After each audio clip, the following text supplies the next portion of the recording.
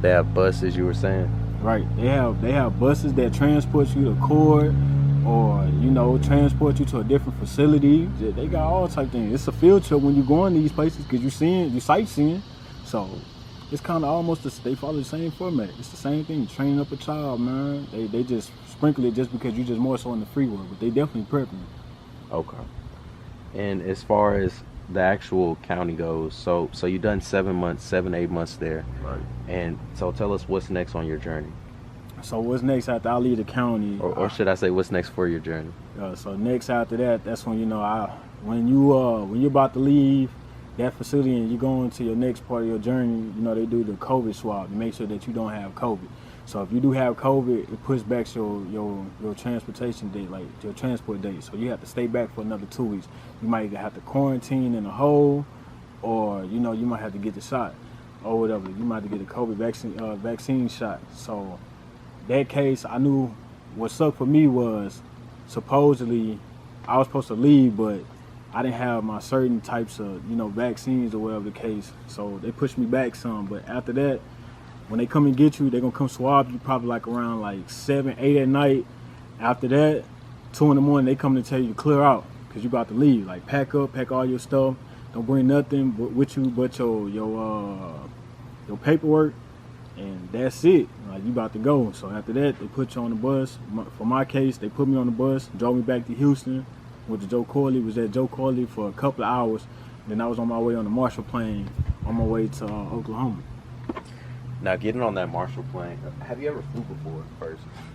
Nah, that was actually my first time ever, and it sucked that my first time had to be me cuffed up. So like, if anything was to happen, God forbid anything didn't happen, I was screwed. I was screwed for sure. We definitely thank God that all was well. But, right. So, tell me, what's it like? How many people are actually being loaded onto this plane? Because I'm trying to picture an actual, the typical plane that you would jump on to go to, from Houston to Miami. Oh no, you ain't getting on one of them. It's bigger than that. Yeah, them planes way bigger than that.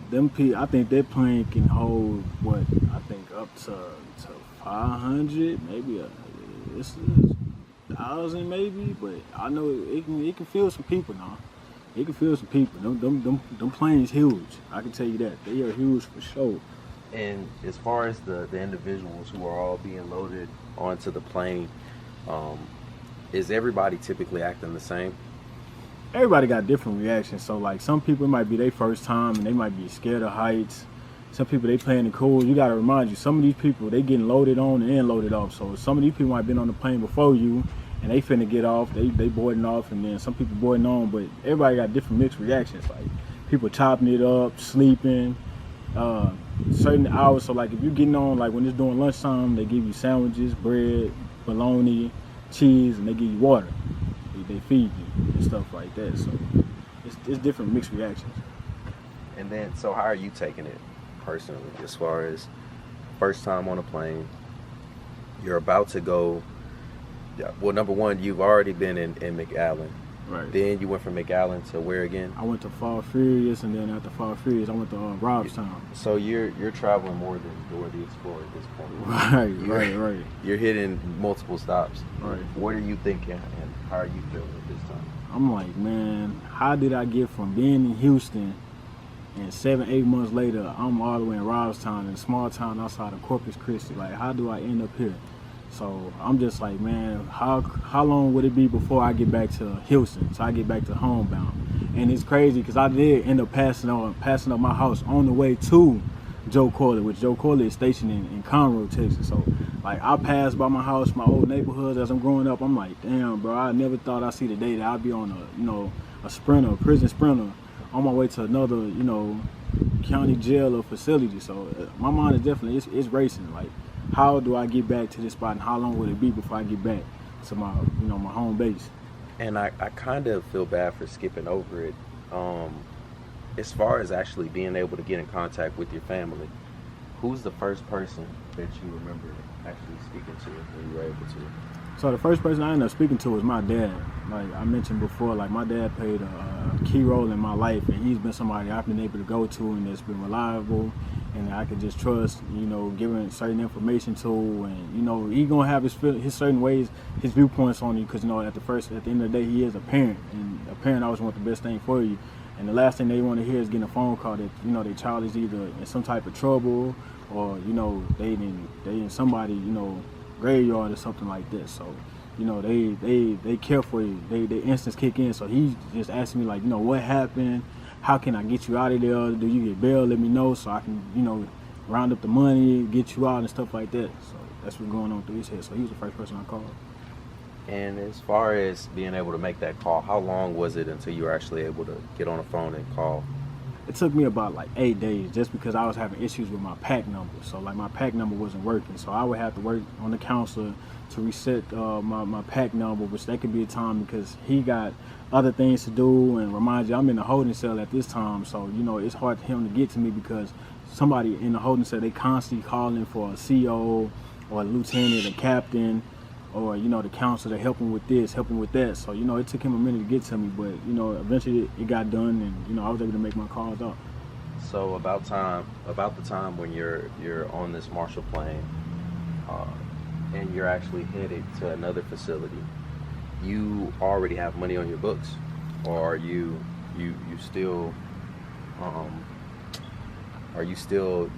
relying on other inmates, making spreads with them and things of that nature? So I always had like money on my books, like, so my people on the outside, they was always taking care of me. Then on top of that, I also had a job as a trustee. I wasn't making that much. I was only making like $3 I think an hour or something like that. So compared to like kitchen workers was making like 10, stuff like that, $5, $7, $10 an hour. But I was making like $3 an hour. I always got paid the same day at the end of my shift. Me being a trustee, I signed the paperwork, and then the money it'll load up over my book, so I can use that for tablet time. Or I can use it for my commissary. So I had both. I had the best of both worlds. And so, being a trustee, tell us what's some of the secrets of being a trustee. Some of the secrets of being a trustee, bro. Like, I get to be out late at night. So like if they need me to clean, wax the halls, mop the halls, sweep, do trash, all that type of stuff, I get to be out late while everybody else, they in their bunks. I get extra trays, I get to move around. Like I get to move around more freely so than most people would do, because most of the people, they either moving towards the chow hall or they're going to rec, and that's about it. I'm moving around. I get to go to different units. I get to see things and stuff like that. Like, I ain't got to be caged in all day. So I know you said you get to move around more. Is that because your door's unlocked the whole time, or like do you guys go on lockdown like everybody else at the end of the night? So no, what they'll do is, so they'll come get us like at a certain time. So they might come get us like during the shift change. So like when third shift come, or it might be first or second, but mostly I was working like nighttime. So like they'll switch like when third shift come in, like after chow, come pick up trays, do trash, like I said, sweep the floors, give out the lots. That's what they call it for those who don't know what a galach is. Galach, it's like the cleaning supplies. That's like the mop bucket, the mop, the broom, the chemicals and stuff like that. So I'll be passing out the galach, doing trash, picking up trays, waxing the floors, helping whatever the COs may need. So, shout out to the women that I was working close by, and shout out to the dudes, but specifically shout out to the women I was working by. They was helping us out a lot. So now, at any time and I also skipped over this, but at any time while you were in that county, did you have any? Well, we know you talked about the shower and how that the shower was a slippers on zone or shoes on zone. You definitely wear some footwear when you enter those showers, because people are gunny. Yeah.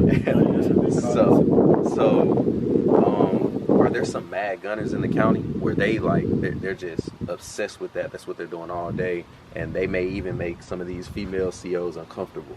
Oh yeah, I've seen guys even pull out pranks. Like they'll take out the sausage.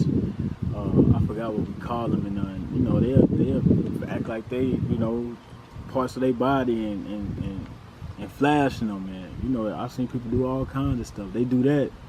That's disciplinary. It calls for disciplinary acts, not even just by the COs, by your car as well too. So not to cut you off, but if you flash the CO, if you're a young guy coming in immature, or even an older guy, because I don't think that behavior is just the youngins. Right. But you flash a CO and she feels uncomfortable, or you gun on her without her permission, there's consequences and repercussions. Correct. By the people in the pod. Yeah. The other inmates. Yes, in the pod, you cannot do that. It's crazy. Like, it's disciplinary actions for everything, so it's best like you would think that jail is its own world where you can do whatever you want and be this big rebel, but you can't even, get you one off. Nah, you can't do that. If you gonna do that, go to the boom and in boom. proper manner. Right. Go to the boom boom. Okay. And so these female guards, I mean, and you don't have to share with us if you don't want to, or if it makes you uncomfortable. But I must ask, are they letting you gun on them freely? Are they giving you any extra pleasures? Because I mean, you're in there 7-8 months. Let's just be real. You definitely missing something. Yeah. So, I mean, are they hooking you up? Like, I had a couple, they was flirting with me a little bit. So, I come out there, they might wear extra tight pants. They might do something to do a little contact on you. You feel me? I gotta ask, are they wearing extra tight pants at your pleasure? Yeah. Oh, most definitely. You can definitely tell. Some not wearing bras, some not wearing panties. You can see it all. Like, trust me, they getting busy. They putting on for a show. So like, I had a specific one that'll come specifically and get me this one time. She might not say nothing to nobody else but me. So yeah, they got their ways of being flirtatious in there, and spreading the love for sure. Okay. So as far as the marshal plane, back to being on there and being actually transferred into your federal. This is actually the federal prison you're going into. Right. Correct. And go ahead and take us through that. What's the name of this prison? All right. So after I transitioned from Joe Corley, I transitioned to Cimarron, another holding facility where I was there for about 2.5, 3 weeks. Then after that, like I said, they came and got me in the middle of the night. Now here it is, I'm getting back on the marshal plane. So I'm like, okay, so maybe I'm finna go back to where I'm stationed at. So I go to another holding facility. So I'm not even getting close to the penitentiary yet. I'm going to another holdover facility because what some people don't know, like when a place don't have bunks, that's where they send it. They tend to send you there until like bunks open up. Because remind you, these prisons, they're getting paid for putting people in bunks. So if it's bunks filled, they're getting paid, and if they not, they're gonna try to fill them as possibly as quickly as possible. And like in the feds, you can go anywhere. They don't have to just send you where you caught your case at. For my instance, I didn't get sent to like Beaumont or somewhere in Dallas or Fort Worth. I didn't get sent to like stuff like that. I got sent to somewhere all the way in Mississippi. So before I even went to Yazoo City, USP, United States Penitentiary, I went to a place called Tallahatchie. And that was another holdover facility. And as far as Tallahatchie goes, you were only there for 2 weeks? Nah, actually, I was at Tallahatchie for about 2.5 months. And that's probably like the best time I ever had through my whole journey. Honestly. Okay, so what makes Tallahatchie the best part of the whole experience? The whole and like I said, we don't want to sound like we're glamorizing right, or anything, but because I would think that you wouldn't like anything about prison or incarceration. Right. Because anything you're getting is at someone else's leisure, when really that you deserve these rights. You're owed and do these rights. Right. You just signed them away when you made a bad decision. Exactly. So, but back to your experience. Go ahead and tell me. So like the only reason why I say Tallahatchie, I had the best experience just because the food was right. It was 70%, 80%, women, female staff. So you were seeing women all the time. I had a job working in Commissary. So in Commissary, whenever we made inventory, we was getting free world meals of anything. So it didn't have to be anything from a fast food chain. It could be anything to Roll House. It could be to a hibachi spot. It could be anything. The rec, it wasn't just outside. We had an indoor gym. It was multiple TVs. We was watching NFL Network, NBA TV. We was getting all those type of things. Like, we could stay up until like 9:30, 10 o'clock. It was video visits. It was everything. It was the whole nine in there. So everything was right. The showers are a little more different than others because your toilets was actually in your cell, and then the showers was like actual shower stalls. So like it was way different. It was a lot better. And then as far as your time here, are you actually having any interactions with more bloods, or how are things working over there? So more so over there, it was more a lot of vice lords, GDs. I didn't come. It was a few Crips and there was a few Bloods, but it was mostly like in that area. It was heavily populated with the GDs and the vice lords. So it was a few Bloods in there, but you know they were all spread it out. So you had state inmates in there and you had federal inmates. Did you ever experience anything while in that holdover facility? Because that's what it was, right? Right. Okay. That you feel shaped you or helped mold you and get you ready for where you eventually would land to do the rest of your time? Yeah, I had a lot of guys that, you know, came and just broke it down to me. They took what I already knew and what I already experienced getting there and just letting me know, like, you know, prepping me to get ready for the real ordeal, because after I left there, it was me going to the actual penitentiary I was going to. So, you know, it was prepping me, you know, letting me know, like, this is a certain way how to move. Like, if I did this, try to do it this way. It was all, you know, it's just about them molding me and grooming me into the right things and be aware of, because, you know, to be alive is to be alert. So they would pretty much give me the game of how everything worked. And so I know a lot of people have a belief that in the feds versus state is actually more labor work, or you know, harder work when it comes to, you know, the jobs they're going to give you in the penitentiary. Versus the feds, they say you don't even get your fingers dirty. No. Or fed living's better than state living. You know, the feds have, you know, more activities you can get into, you know, soccer fields and things like that. Right. But so tell me, what's the job that you have when you get to the feds? So the job that I had, I was like a rec orderly. So I'd be outside, whether that's like picking up trash, helping them put the equipment back up, like the basketballs, footballs, soccer balls, racquetballs, you know, weights, all that. I'm putting those back up. You know, I'm scanning the field, whatever they need me to get done and stuff like that. So I was a rec orderly. And as a rec orderly, what are they paying you in the feds? The same rate, the $3 an hour, or? See, these jobs that they get to everybody, if you're not in the kitchen, you pretty much not getting paid anything. You just working. So you're living off the land. Right. Just living off the land, pretty much. Or if you have people putting money on your books, you're living off that. Yeah, so you don't get paid. If you wasn't working in commissary, or you wasn't like a tech, or you wasn't in the kitchen, or a trustee, you wouldn't get nothing, pretty much. At any point, are you getting checked? No. I never got checked while I was in the... So there's no checking going on as far as what you're seeing? Yeah, it's checking, definitely. Things are getting checked in different units, but I get to have somebody come check me. Like, so coming through the door, you know, you're letting them know you're a blood, or letting them know you're a BaggRu, and nobody's like, all right, this is the blood card, but we need to test you or anything like that.